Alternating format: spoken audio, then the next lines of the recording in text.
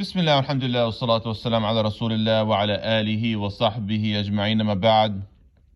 You hear sometimes from the scholars when they talk about the mujassima, and this could be classical mujassima like the Karamiyah.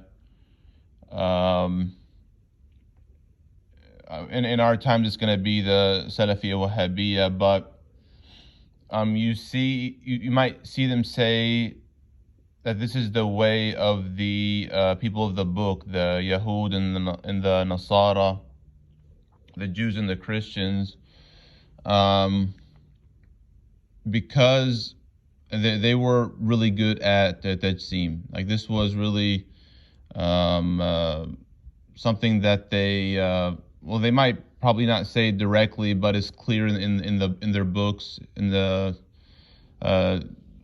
can't say it's in the Torah and the Injil, right? Because their books have been changed. But if we look at like the Old Testament, the New Testament, in the Old Testament we have in Genesis, you see that God created the heavens and the earth in 6 days and rested on the seventh day.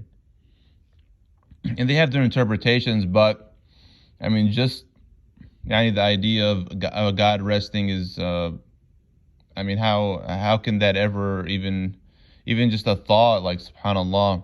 And they might have their interpretations, but that is definitely against. Allah subhanahu wa ta'ala doesn't rest. He doesn't sleep. Subhanahu wa ta'ala doesn't get drowsy. None of that.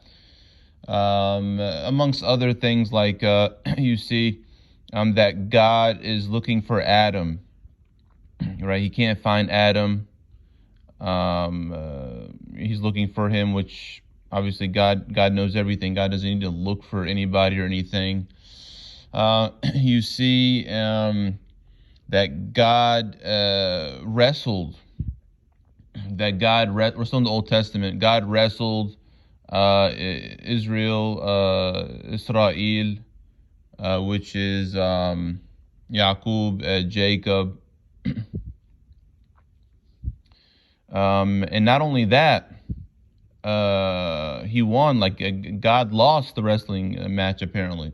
And again, they have interpretations for all this, but I mean, it's really difficult, especially how the apparent of this. God, I guess, coming down and wrestling a human being, even though, we believe is a great prophet, but God can't be in the creation anyway, and then to lose to a created being, it's blasphemous, to say the least, kufr. But in the New Testament, you have God, they call Jesus God, being born to a woman, and obviously, God eats then, amongst other things, uses the bathroom.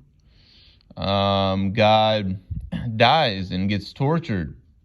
So you see that Tajseem, and there's other examples as well, but that's why, and that's not our main, contention with the points of contention with the Jews and Christians, because they reject Islam anyway. But you see, that's just one thing that you see compared. This concept of Tajseem, likening in Tashbih, likening Allah subhanahu wa ta'ala, God, to the creation, right? And this is the way of the Jews and the Christians, and this is the way of the Mujassima in Islam, like the Karamiyah, the followers of Muhammad ibn Karam al-Sijistani, and the later, ones that fell into it. Imam Ibn Taymiyyah fell into it with philosophy.